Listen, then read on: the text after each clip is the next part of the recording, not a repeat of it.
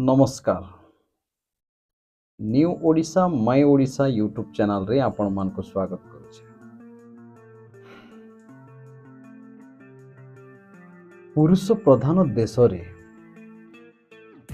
नारीर स्थान केउठी? नारी मानंकु अन्य मानंक पसंद उपरे आधार करी निजको गढ़िबाकू सिखा जाई थाए। आउ पुरुष मानंकु घरर समस्त नेतृत्व नेवाकू शिक्षा दिया जाए। कहीं ना दिन तमाम नारी मानंकु घरर समस्त कार्य करिबाकू पड़ी थाए ओ पुरुष माने परिवारर भरण पोषण सकाशे कठिन परिश्रम करी हिरो होई थांती।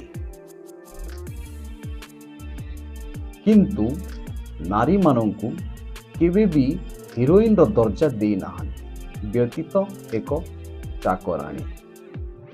यह एक रूढ़िवादी परंपरा जहाँ शताब्दी धरी भारत में प्रचलित थिला और रही आसुछि।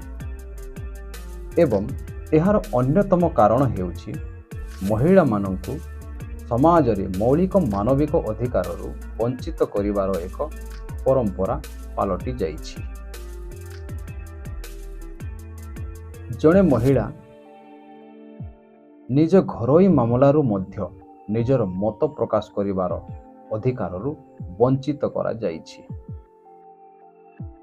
राजनैतिक किंबा आर्थिक दृष्टिकोणरू मध्य बहु पछरे अछंती। महिला माने जन्मजात बुद्धिमत्ता अटंती। जदि सुजोग दिया जाए तेबे प्रत्येक क्षेत्र रे उन्नत होई पारंती। आमे एक पुरुष प्रधान समाज रे बास करूछु, जेउठारे जड़े पुरुष जहाँ चाहती ताहा करिवार समस्त अधिकार अछि। तथापि एही पुरुष प्रधान धारणा महिला मानक मनरे पवित्र अटे। केबे भी निजर मान सम्मान पाई आवाज उठाइबाकू साहस जुटाई पारे नाही।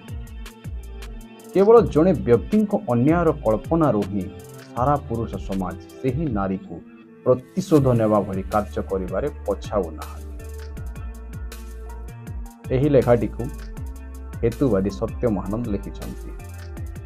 लेखाटी जदि आपन को भल लागिला बोले वीडियो को गोटे लाइक करंतु आउ चैनल को सब्सक्राइब करने को भूलंतु नहीं। वीडियो को शेष पर्यंत देखिथिबारु धन्यवाद।